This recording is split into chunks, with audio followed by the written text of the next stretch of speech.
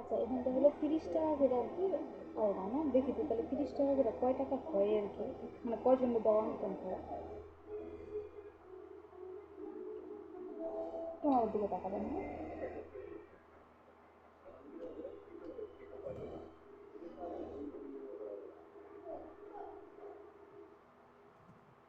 অঙ্ক করে দিয়ে না, ওই যে 1 টাকাগুলো দিয়ে রাখতেছি আর কি।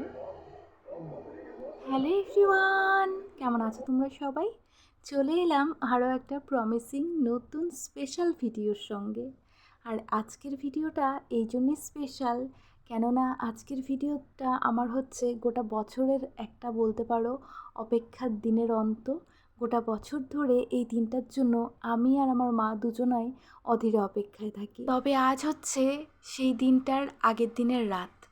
আজ রাতেই যেমন সমস্ত এদিকে টাকা পয়সাগুলোকে ঠিকঠাক করে নিচ্ছি, কেননা আগামীকাল সকালেই তো এই টাকাগুলোর দরকার পড়বে। সব জায়গায় কিন্তু 31 টাকা করে দিচ্ছি। আসলে 1 টাকার কয়েন না, আমার কাছে ওই 22টার মতনই ছিল, তার জন্য আমাকে 22টাই কিন্তু ভাগ করতে হলো, এর বেশি আর পারলাম না। 1 2 3 4 5 6 7 8 9 10 11 12 13 14 15 16 17 18 19 20 21 22 22টা। তাহলে বাকি এইখানে কিন্তু রইল, অনেকটাই আছে এখানে, বুঝছো? তো দেখা যাক, যদি মানে আরো মানুষ পাই তখন তাহলে দেওয়া যাবে। তো টাকাগুলোকে ভাগ করে নিয়েছি, আর ভাগ বলতে মানে 30 টাকা করে এক একটা সেট বানিয়েছি, যাতে কোথাও কম বেশি না হয়ে যায়। আমি জানো তো ইকুয়ালিটিতে কিন্তু বিশ্বাসী। আমার না ওই ধরনের পছন্দ না যে একে কম তাকে বেশি, একে ভালো তাকে মন্দ, এই জিনিসটা আমি একদম পছন্দ করি না। আমার কথা হচ্ছে আমাকে ভগবান যতটুকু সামর্থ্য দিয়েছে তার মধ্যে থেকে যদি আমার কিছু করতে হবে, তো সেটা যেন আমি সবার জন্য সমানভাবে করতে পারি। তো যাই হোক, এই যে লুজ টাকা যেটা দেখালাম সেটা হচ্ছে দেওয়ার জন্যে, আর গার্ডার দিয়ে যেটা নিয়েছি সেটা হচ্ছে এক্সট্রা বেঁচে গেছে যেটা, সেটা মানে ওই 22টা ভাগ করেছি, 22 ভাগে তো আর টাকা শেষ হয়নি, তো বাকি টাকাটা এক্সট্রা নিয়ে নিয়েছি। দিয়ে যদি খুচরো দেওয়ার পরেও আরও মানুষ পাই তখন ওই টাকাটা দিয়ে দেব। আর সেটাতে কিন্তু আর 1 টাকা সহযোগ করতে পারবো না। তো ফিরে এলাম পরের দিন সকাল, মানে যেই দিনটার জন্য আমরা অধীরে অপেক্ষায় থাকি গোটা বছর জুড়ে, সেই দিনের সকালে।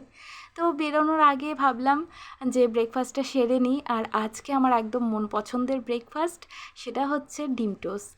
তো সেটাই এবারে খেতে বসেছি, আর মা ওইদিকে পুজো করছে। তবে মার আজকে না পুজোটা কমপ্লিট করে নিতে পারবে না, আধা পুজো করে রেখে যেতে হবে, কেননা যাদের জন্যে আমরা যাচ্ছি তাদের আবার একটা নির্দিষ্ট সময় রয়েছে, তাদেরকে সেই নির্দিষ্ট সময়ের মধ্যে না গেলে আবার পাওয়া যায় না। তো আমাদের আবার একটু লেট হয়ে যাচ্ছিল, পুজো যদি কমপ্লিট করি তাহলে মানে দুপুর প্রায় 12:30 পৌনে 1টা হয়তো হয়েই যেত ঘরে, কেননা আজকে আবার গীতা পাঠও করবে কিন্তু। আর তোমাদের তো বলাই হয়নি যে আমরা কী উদ্দেশ্যে কিসের জন্যে এই দিনটা আমাদের কাছে স্পেশাল, বা এই টাকা দেওয়ার কারণটা কী। তো আজকে মানে আজ হচ্ছে 8ই শ্রাবণ। শ্রাবণ মাসের 8 তারিখে প্রত্যেক বছর মানে আমার দাদু আর দিদা গত হওয়ার পর থেকে বৈষ্ণব সেবা করা হতো, আপ টু 2021 লাস্ট হয়েছিল আই থিঙ্ক, বা 2022ও হতে পারে। আমার মানে একটু কনফিউশন লাগছে 1 আর 2-র মধ্যে। তো 2021 বা 22 সালেই লাস্ট হয়েছে, তারপর থেকে না মা আর পারছে না। তো একা একা সবটা সামলানো তো সম্ভব না, তারপর থেকেই ডিসাইড করেছি যে ভগবান যতটুকু ক্ষমতা দেবে ততটুকুর মধ্যে মানুষকে একটু কিছু দেব। আর তার সঙ্গে ঘরে তো অবশ্যই দাদু দিদার সামনে একটু ফল মিষ্টি দেওয়া হবে, আর তার সঙ্গে কোথাও যদি সেই দিনটায় বৈষ্ণব সেবার দিন পরে কারো বাড়িতে হয় তাহলে সেখানে ভুজ্জি দেওয়া হবে। আর এবার যেমন কোথাও কোনো বৈষ্ণব সেবা আমরা পাইনি, তার জন্যে কিন্তু আমাদের পাশে একজন আছেন যিনি গোপাল সেবা করেন, তো তাকে গিয়ে কিছু অর্থ হাতে দেওয়া হয়েছে, বাজার করে দেওয়ার সুযোগ হয়নি।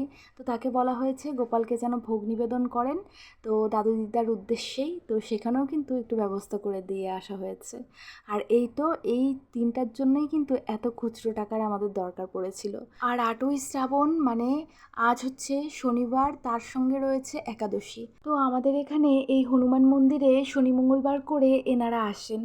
আর এনাদের আবার একটা নির্দিষ্ট সময় রয়েছে, মানে সকাল মোটামুটি 6:30 7টার থেকে বেলা ওই 11:30 12:30 অবধি এনাদেরকে পাওয়া যায়। তার জন্যই কিন্তু বাড়ির পুজো অর্ধেক দিয়ে তড়িঘড়ি করে আসা। আসলে গীতা পাঠ করতে যারা করো বা যারা শোনো তারাও কিন্তু জানো যে কতটা সময়ের কাজ। তো সেই জিনিসটাকে তো মাথা ঠান্ডা করে সময় দিয়ে পড়তে হবে। সেই জন্য মা ভাবলো যে না, পুজো অর্ধেক হয়েছে, অর্ধেক পর্যন্তই থাকুক, আমি এখানের কাজটা মিটিয়ে দিয়ে বাড়ি গিয়ে আবারও স্নান করে তারপর গীতা পাঠ করব বা পুজোটা কমপ্লিট করব। তো সেই জন্যই কিন্তু এখানে চলে এসেছি। আর জানো তো, এসে দেখছি যে এনারা যা আর কি পেতে বসেছিল, বস্তা বলো বা চাটাই বাগেরা, তো সেগুলোকে আর কি গোটাচ্ছিল, মানে ওনাদেরও যাওয়ার সময় হয়ে এসছে। তো যাই হোক, ফাইনালি এসে কিন্তু পেয়ে গেছিলাম, আর পেয়ে এতটা খুশি লাগছিল সে আর বলার কথা নয়। প্রথম থেকে ডান দিকে গণেশ হ্যাঁ। আমি ওইখানে থাকি। ও তোমাদের সারাই লাগবে। আমরা আমি ওইখানেই নিয়ে দিই। কেন আমি ওই যে লাইন করে থাকি না, জল হয়, সারাদিন থাকি এখানে, রাত্রে এখানে থাকি। আমার কাজেই লাগবে মা। বৈষ্ণব সেবা, গুরুদেবের সেবা, গুরুদেবের সেবা, তোমার সারাই লাগবে। এটা তো আর খুচরা নাই, এত চিল্লাও তো, খুচরা কেমন 11-30 টাকা করে দাম।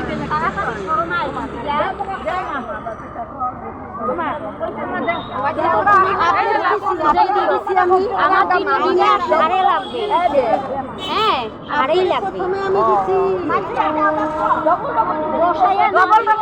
অসুবিধা হয়, খাওয়ার জন্য মিশিয়ে নিচ্ছে না বল, আমি পাই নাই, চিন্তা করো, পাংখা দিছে, আপনি হাওয়া দিতেছি না, আমি ওই যে বোতল দিবার কাছে পাই নাই, দিলাম না, মা দিল তো, হ্যাঁ তখন পাই নাই। এমনি পাইছে তো সবাই। কি বলবো বলো, কি বলবো, এরকম বেইমানি করতে লাগে না।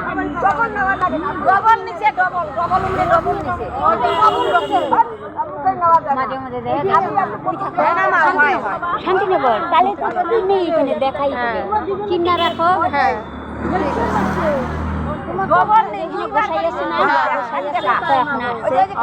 আমি এই কদিন আমি ওইখানেই ছিলাম। সবাই পাইছে? ওইদিকে চলো তো, থাকো তাহলে, হ্যাঁ আসি, হ্যাঁ হ্যাঁ আসি।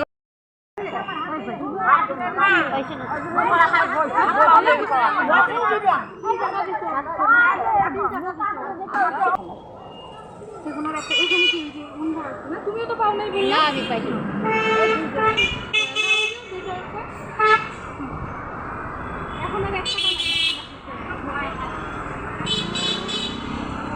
আমার দিতে দিছি না মা, সারেই লাগবে। কেন আমি বৈষ্ণব সেবা দিই না ওইখানে মন্দিরে, তোমাদের লস হবে না, লস হবে না, সারে লাগবে। মেয়ে বললো মন্দিরে হরে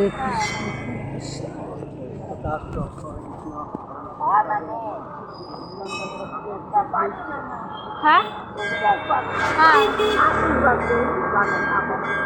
মান কথা শুনবা, মান কথা ভগবান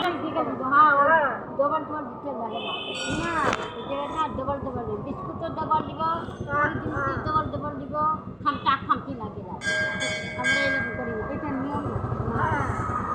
ভালো মরিচে দেয় মা, ভালো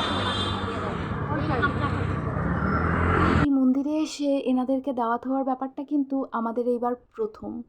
আর ওই 2021 বা 22-এ লাস্ট বৈষ্ণব সেবা হয়েছিল। তো তারপর থেকে যে ওই 3-4 বছর যেটা গেল আর কি, লাস্ট 2025, তো সেই পর্যন্ত কিন্তু আমরা অন্যান্য জায়গায় দিয়েছি, এই মন্দিরে এই প্রথম এসেছি। যার জন্যে আমরা বুঝতে পারিনি যে ডাবলও এখানে নিয়েছিল। তো মা তো বললো, শুনতেও পেলে যে ডাবল নিয়েছে তার পাপ হবে।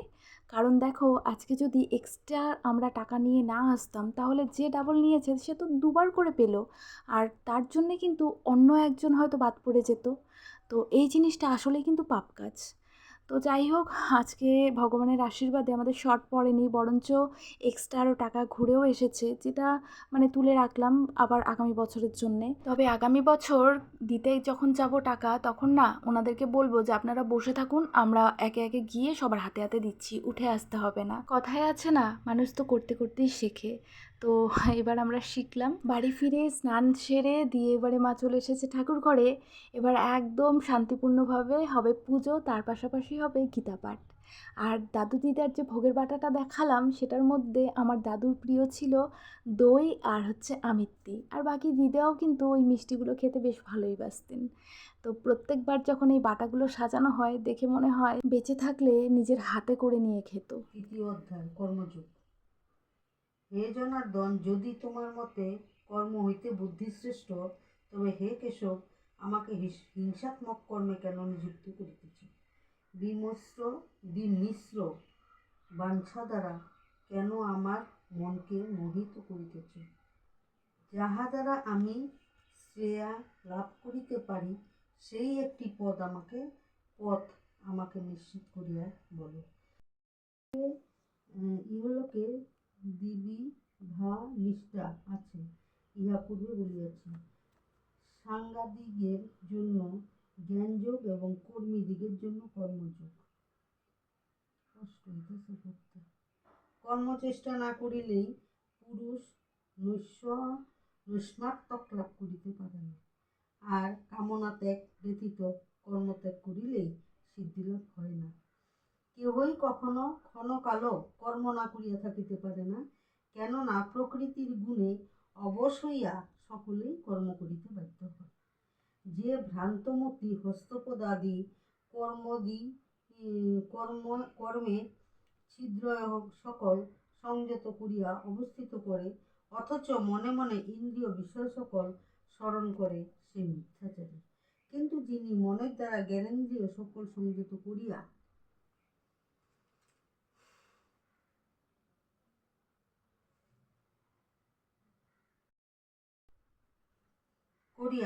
অনাসক্ত হইয়া কর্মেন্দ্রিয়ের দ্বারা কর্মযোগের আরম্ভ করেন, তিনি শ্রেষ্ঠ।